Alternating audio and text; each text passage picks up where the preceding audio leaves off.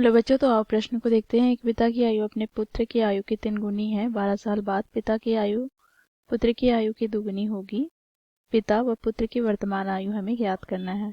तो दिए गए प्रश्न की मुख्य अवधारणा की बात करें तो बच्चों देखो, इस प्रश्न में हमें 2 चर वाले रैखिक समीकरण को हल करना है। तो इस मुख्य अवधारणा की सहायता से हम दिए गए प्रश्न को हल करेंगे। बच्चों देखो, प्रश्न में हमें पिता व पुत्र की वर्तमान आयु पूछा गया है, ज्ञात करना है। तो यहाँ पर हम लिखेंगे माना पिता की वर्तमान आयु बराबर x वर्ष तथा पुत्र की वर्तमान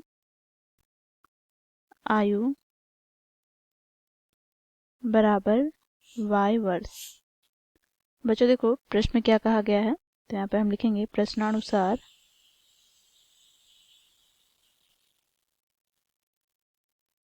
पिता की आयु क्या है, तो x वर्ष। तो x बराबर पुत्र की आयु की 3 गुनी है, अर्थात 3 गुनी क्या हो जाएगा y।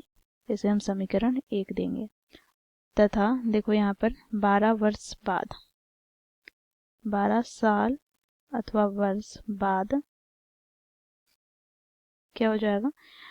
तो बच्चों देखो, यहाँ पर पिता की आयु हो जाएगी 12 वर्ष बाद x प्लस 12 और पुत्र की आयु हो जाएगी y प्लस 12। तो क्या कहा गया है, तो पिता की आयु पुत्र की आयु की दुगनी हो जाएगी।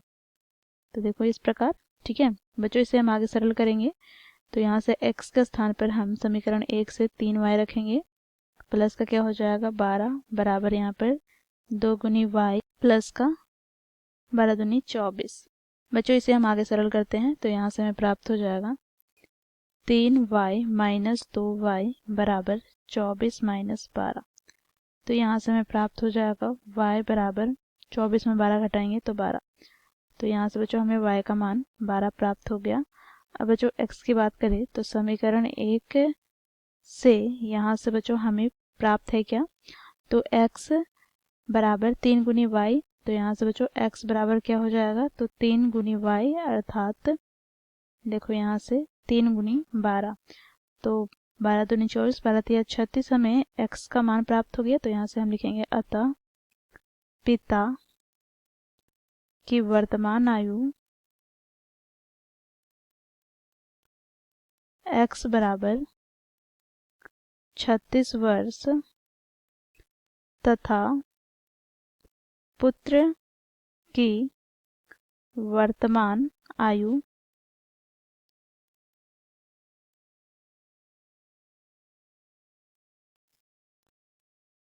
y वर्ष, अर्थात बच्चों 12 वर्ष।